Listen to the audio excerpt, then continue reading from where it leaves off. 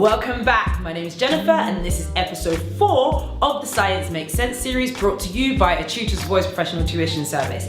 And today we're going to be looking at applied physics and specifically how we apply Newton's laws to that dreaded situation that we've all been in at some point in our lives. Yes, my friends, falling down in a train.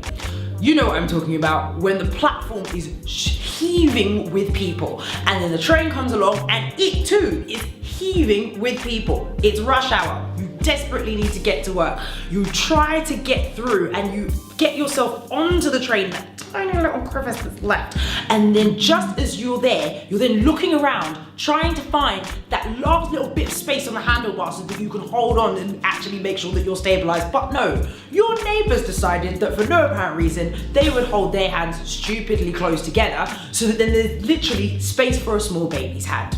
And you don't have baby hands. So now what are you gonna do? That's right, you're gonna balance like a surfer. Then the doors close, train hurtles forward, you go flying backwards into your neighbor's armpit.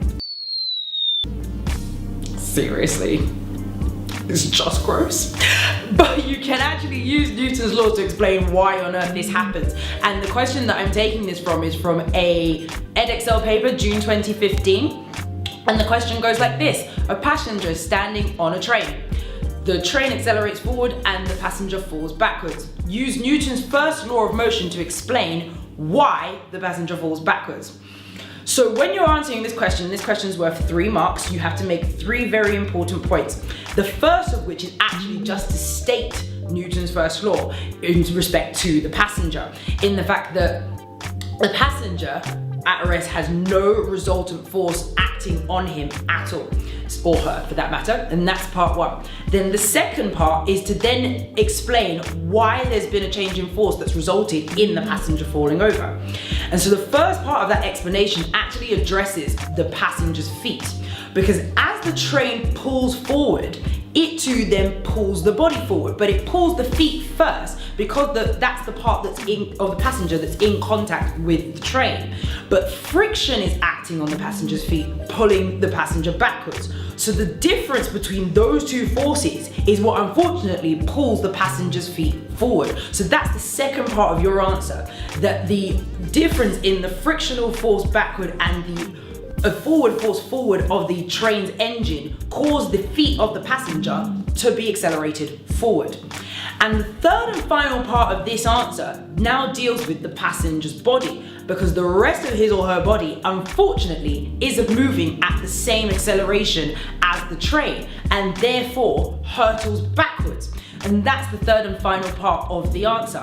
The body unfortunately is not moving at the same speed as the train and therefore the passenger falls backwards. And it's that simple, guys. Newton's first law, difference between friction and the forward force makes accelerates the feet and the feet move further forward. The body can't catch up, unfortunately falls backwards. And then that's you in the next passenger's armpit. Sad times, it's very unfortunate. It's not a joke, especially in the summertime.